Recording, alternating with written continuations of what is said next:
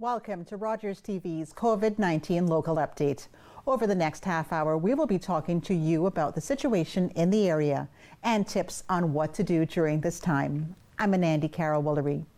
Heather Wilson of Montessori Children's Academy in Paris spoke with us about how to speak with your children about COVID and what to do during this social distancing.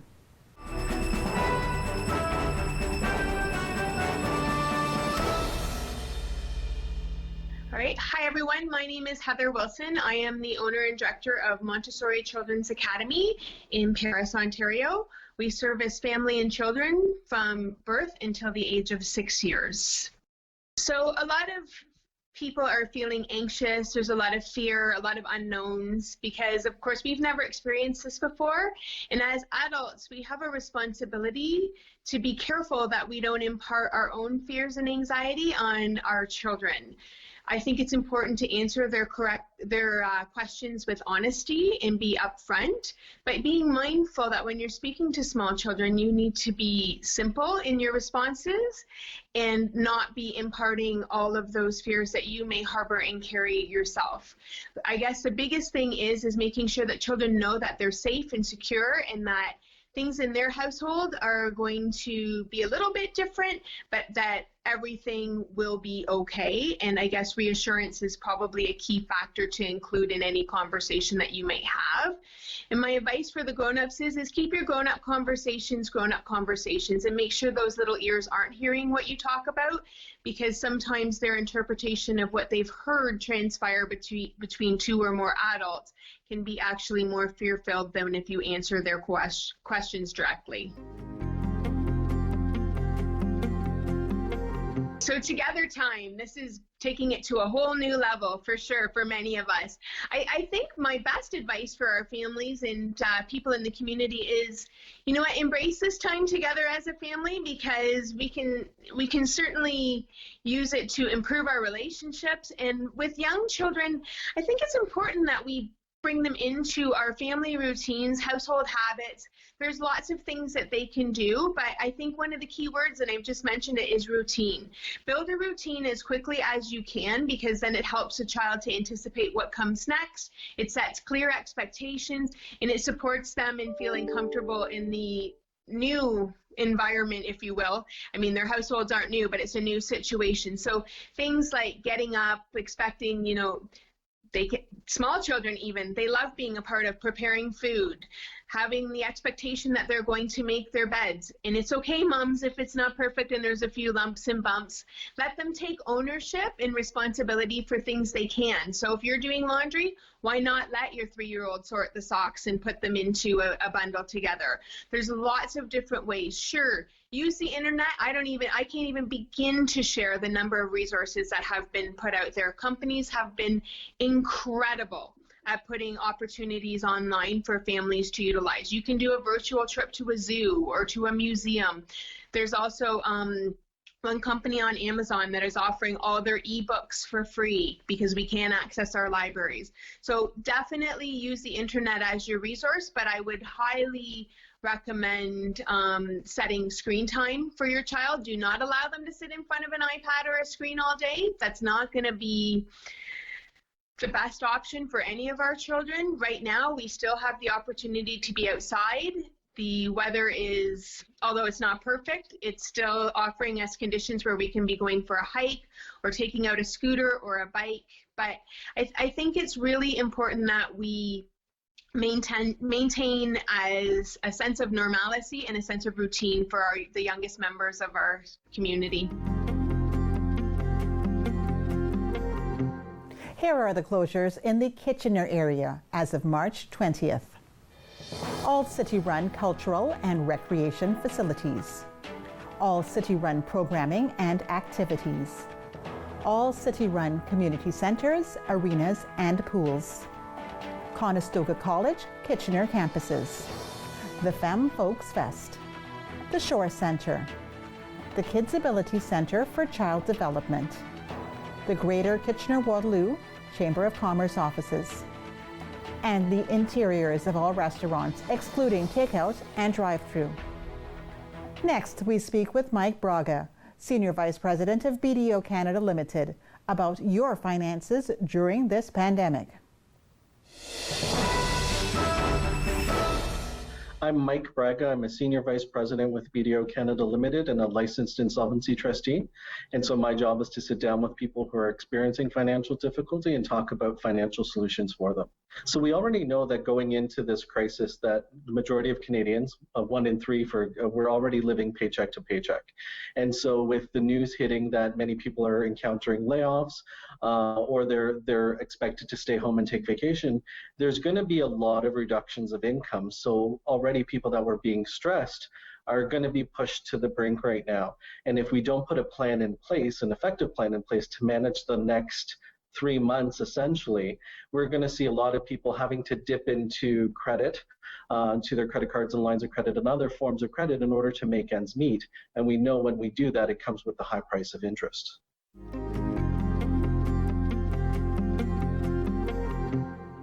So what we need to keep in mind that when you go through a crisis situation, there's the four aspects. You need to assess your situation. And so right now people need to stop what they're doing, take a look at their spending for the last 2 or 3 months, figure out what money they had coming in, what money went out, and start, so that they have a very good bearing as to where they're at. The second step is they need to create a plan. So this is where the bare bones budget comes into play. So you need to figure out what your bare needs are: your rent, your hydro, your groceries, your car payment, your gas. So all of the bare necessities, no extras. So you need to figure out how much of that's going to cost, and that's going to be your budget for the next couple of months. Then you need to put that in place. So that means that any extra dollars need to be put into savings or into an emergency account so you can draw it on a later point. And then it's really important with the fourth step is to review. So you need to keep going back to that and make sure that you are sticking to the bare bones budget that you've set. In setting your bare bone budget, you need to also figure out what kind of stimulus and what kind of benefits are out there for you to take advantage of. So the government has suggested, and mortgage companies are out there saying that there's going to be some reprieves, and they'll allow people that are struggling to defer a payment or two. If that's the case, great. Make those calls now. Do not wait until April 1st because the lines are going to be bogged down. If you know you're going to be stretched, start making those calls now. Contact your credit card companies and see if you can defer some payments as well, and see what dollars are going to be available. So again, you can take that into consideration, because again, it's really important. If you don't have a plan, you're going to be spending uncontrollably, especially when you start seeing the hype that's out there. So in the last couple of weeks, the whole run on toilet paper has been quite interesting. I mean, for many people, they're stockpiling, and right now they have a year's worth of toilet paper in their home. But keep in mind that additional expense, now that they're laid off or they're not working and they don't have the income, that could have gone to next week's groceries. And so what we're saying is, you don't necessarily want to stockpile, you need to buy what you need.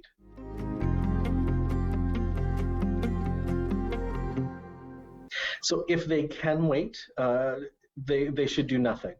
And so, because what will happen is if people start withdrawing investments or taking dollars out of RSPs to offset, some income reduction at this point, what they're going to be doing is their paper losses, they're going to be making them actual losses. And it's going to be a double-edged hit because they're going to lose the money because their stocks have plummeted. So they're going to lose money that way. But then also what they're doing is they're bringing in income. So next year at around this time when they file their tax returns, there's going to be the tax consequence that they're going to be hit with as well. So what we're recommending to people is, if at all possible, keep them in your investments. Now, having said that, we know that a lot of people are stressed right now, and a lot of people are facing that layoff, and there's going to be a couple of weeks without pay, even with the stimulus and the reductions to timeframes for EI applications. So if people need to dip into it, I think what I'm suggesting to people is that they need to have a plan. So they need to know how much they're going to need and only take out the bare minimum that they absolutely need to take out for the next couple of months to get them through. Here are the closures in the Cambridge area as of March 20th. All municipally run cultural and recreational facilities. All council, standing committee, and citizen advisory committee meetings. All libraries. All community centers and 50-plus centers. All special events. the Butterfly Conservatory, the interiors of all restaurants excluding takeout and drive-through, and Conestoga College Cambridge campuses. Our very own Danielle Jaworski spoke with leadership coach Tessa Campen about how to lead through adversity. Let's take a look. In this segment, we're going to be talking about how to lead through adversity. There's a lot of that happening right now, and leadership coach and trainer Tessa Campen is going to help give us some tips on how to lead through adversity. So thank you, Tessa, for joining us today. Thank you for having me. Absolutely. This is such a great topic because we're in uncharted territories right now. There's a lot of different things happening, but leaders still have to lead their teams. Absolutely. So what are some challenges that really leaders are facing right now that they haven't had to face before? That's a great question. I was thinking about that over the past couple of days. I think the biggest challenge we're having right now is that we can get caught up in being a reactive leader. Although none of us were prepared for this, there's no way to really prepare for this. Leaders have actually been prepared for this exact moment, really, for a long time. And so it's really important for us to not fall into the trap of, my camera here, the trap of being reactive leaders and falling into what everyone else is saying online. Mm-hmm. So the most important thing that I would really suggest in that challenge is that we need to be a voice that is different than the voice we're hearing online right now. Mm-hmm. So when you say reactive, what are some examples of a reactive nature from a leadership perspective?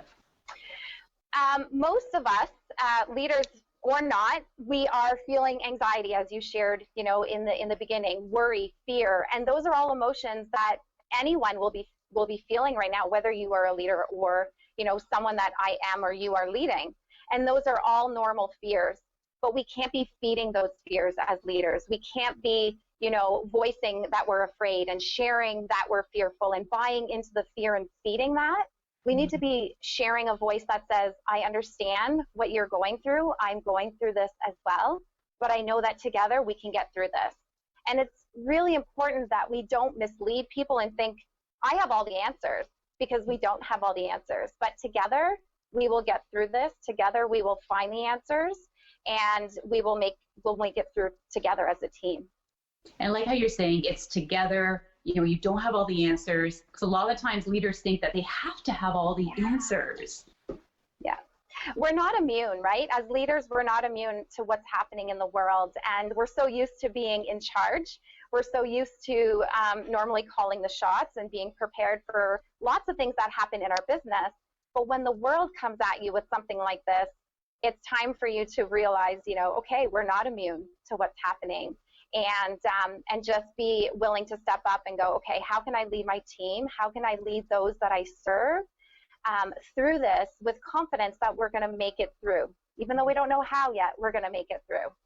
Nice. And I like how even the title of what we're talking about tonight is leading through adversity. So not in, but really focusing on moving forward and really getting through this together, like you said. Right. Perfect. I think some of the things that we can do, if you're looking for ways to do that, is to first refocus and refine what it is that you're doing. We may need to change how we do business, right? Some leaders may have to really look at their existing businesses and how do we change, how do we move forward, acknowledge what's happening. We can't pretend that it's not happening around us, so definitely acknowledging it, but don't panic. I think panic is really a place we don't want to be right now. And so display empathy for those that you serve. Let them know that you understand what's going on. And as I said, let them know that together you're going to find a way out and through this. Here are the closures in the Waterloo area as of March 20th. Wilfrid Laurier and Waterloo Universities, including student residence. Mayor Jaworski's State of the City Address. The Rim Park Manulife Sportsplex. The Waterloo Memorial Recreation Complex. The Albert McCormick Community Center. The Moses Springer Community Center. The Adult Recreation Center. Wing 404. Bechtel Park Indoor Facilities. The City of Waterloo Museum. Waterloo Public Libraries. The interiors of all restaurants excluding takeout and drive-through. All day camps. all recreation programs, and Conestoga College's John Tibbetts campus. The region of Waterloo held a press conference on the COVID-19 situation in the area. Here are the details.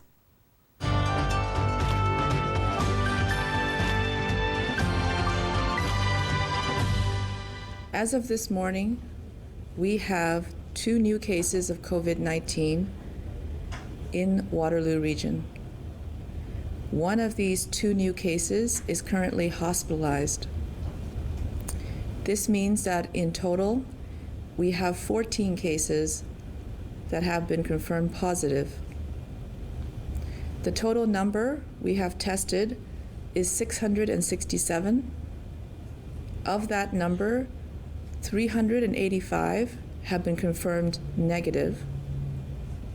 We have pending test results on 268 cases, and 282 individuals are being monitored by public health.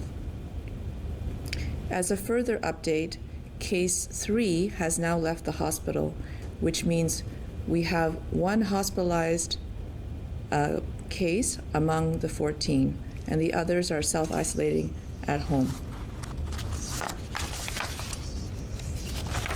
Here is the update on the 2 new cases, cases 13 and 14. Case 13, this individual was hospitalized at St. Mary's General Hospital, and he was identified as a case of COVID-19 through the increased testing that we're now doing for hospitalized individuals. He has other health conditions. We received the confirmation yesterday, and this individual remains in hospital in serious but stable condition. Case 14, this individual was on the cruise ship Celebrity Summit. She is one of the now 5 cases that we have that are linked to the Celebrity Summit or to those who are on the cruise. She has been in self-isolation since her return. I also want to remind everyone that if you have symptoms but have not traveled or had close contact with a confirmed case, you still need to self-isolate. Stay at home. Avoid close contact with others, including others in your home. And if you develop symptoms, you should remain at home in self-isolation until it's been either 24 hours since you no longer have symptoms, or it's been 10 days since you started having symptoms, whichever is longer. Finally, I want to provide clear information on a question that I've been asked. That question is, should I attend or hold a gathering of 50 people or less? The answer is, ask yourself, do I really need to attend this gathering? If the answer is no, then please do not attend or hold such gatherings. Instead, you could virtually meet up with your friends and practice social distancing whenever you can. What we are seeing is that people are doing their part. As I mentioned earlier, and Chair Redmond mentioned earlier, we are very appreciative of that. And what I can tell you is that every little bit helps. Thank you. So first off, on the municipal group, there are a couple of things that have evolved over the course of the week. One is related to transit, and I think that was communicated within the last couple days. Grand River Transit on our buses has moved to rear door boarding for all of our buses, and so we're requiring that passengers who are able to enter and leave the bus through the rear doors, and that is part of social distancing. It keeps respectful distance between passengers and the bus operators and keeps everybody safe. People with mobility challenges who are using Grand River Transit buses can still enter via the front door because that's where the ramp is to assist people with mobility challenges. So that's transit. Second area that was communicated today, this week, was some changes to waste collection.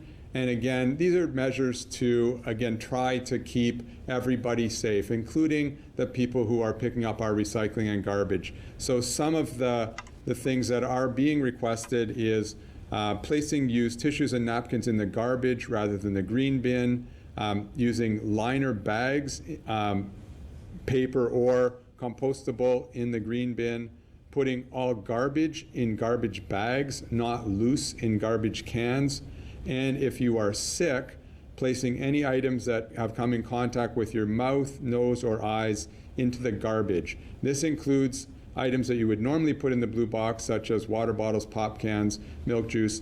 And by taking some of these simple measures, it will help keep safe the people who are working hard collecting our garbage and our recycling. Third area, on behalf of the municipal control group, that I want to mention it relates to municipal playgrounds. The area municipalities all operate a number of playgrounds, and they are making a change to the status of playgrounds. So all the area municipalities recognize that parents and caregivers are looking for outdoor activities to keep their children occupied. However, based on the strong direction from public health that everyone should continue to practice social distancing, and because municipal staff can't effectively clean and disinfect multiple surfaces and play structures located throughout the region, and out of an abundance of caution, all area municipalities in the region are taking steps to close their outdoor playgrounds and skate parks at least until April the 5th. Here are the provincially legislated closures as of March 20th. All facilities providing indoor recreational programs. All public libraries. All private schools as defined in the Education Act. All licensed daycare centers. All bars and restaurants except takeout and/or delivery. All theaters, including those who offer live performances. And concert venues. These establishments are legally required to close immediately or face possible fines. For more information, visit ontario.ca/coronavirus. Please do not visit Service Ontario centres unless absolutely necessary. You do not need to renew Ontario government documents until further notice. Visit serviceontario.ca for more information. Rogers TV's Jan Hamilton spoke with Guelph Mayor Cam Guthrie about the COVID situation in the city and how they are prepared to move forward. Knowing that the information can and will change, what can you tell me about the presence of COVID-19 in Guelph? As of today, and you're right, things can change, not only every day but every hour, there is no cases of COVID-19 in Guelph at this time. Now that we have a designated testing center, though, do we expect to see any evidence or numbers rise? Based on the information I've been told from public health, because that's where most of the information is coming from, it will only be probably a certain time until we do see the presence of COVID-19 come into our area. And so that's why the assessment center has been created, and the agencies involved are ready and been planning for a while to have that ready to go if it does end up at our doorsteps. So anticipating that the situation could indeed get worse before it gets better, is Guelph General Hospital prepared to handle the more serious cases?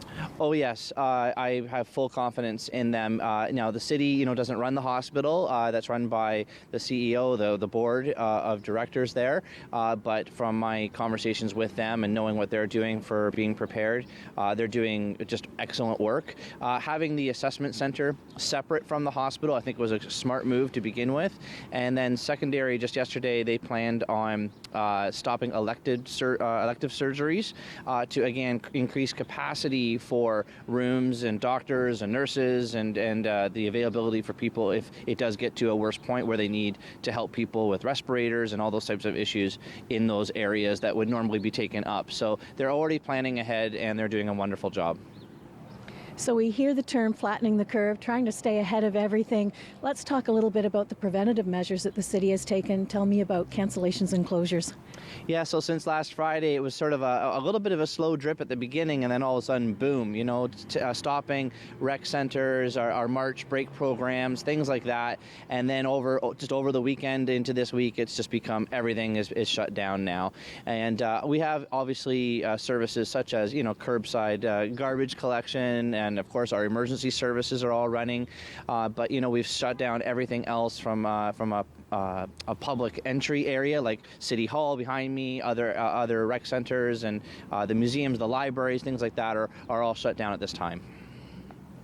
What are we doing to support our most vulnerable citizens? Oh, that's a great question. I've been receiving that for a while, and it was front of mind actually for many of us here as we've been talking over the last several days. And so what I'm really pleased to see actually is there hasn't been a lot of government interference. It's just been a groundswell of people and agencies getting together to figure it out on their own, which can sometimes be better than government interference. And so lots of agencies have come together and they are taking care of it all. Now, of course, there will be government supports, both from the county, provincial, federal government. We're hearing that those types of legislations are being tabled, and that money should start to flow to help the most vulnerable in our community. And then also there's a lot of people that have been calling not to only ask about those people, but how can they help as well. And so that's been a wonderful thing as well. So I'm just encouraging people to reach out to the agencies in town, like the Drop-In Center, Royal City Church, Hope House, Salvation Army, Chalmers United. I could go on, and just ask what they need first before trying to help them out. And indeed, Guelph was at one time identified as Canada's most caring community, so we're seeing evidence of that now. Yes, and so yes, the community has completely come together, and in fact there's a lot of online groups both on Facebook and websites that are being created where people can have a dedicated area and page to land on to go and figure out what people need in the community, whether they're our most vulnerable homeless population or just seniors or others that need some help with picking up items or food or things like that. The stories that are coming out of the city are incredible already. Where can people get the most up-to-date information? Well, obviously public health is the best place to go, but from an easy standpoint, at the city we have guelph.ca, and if you just go to guelph.ca, there's a red banner there at the top, and you just click on the red banner and it will take you right to all the updated information as we know it when it comes to the COVID-19 issue in our city.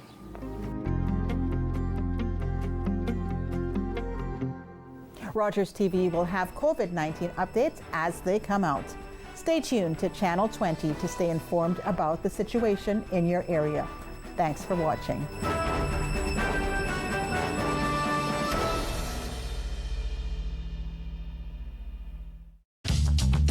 This program is brought to you by Ignite TV. Now you're in command. Visit Rogers.com for more details.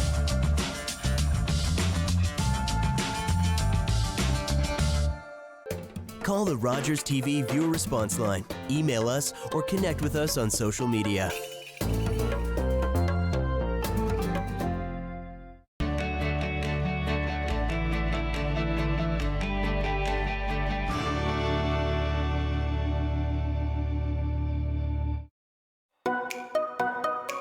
Cheers to that. Just love getting to meet people that are passionate about what they're doing in the community, and we get to experience what actually is trending. I've been really lucky, I think, to meet these inspiring people. It's a show to actually have fun and engage with people. The show is based on fun. Let people get excited about junk, what?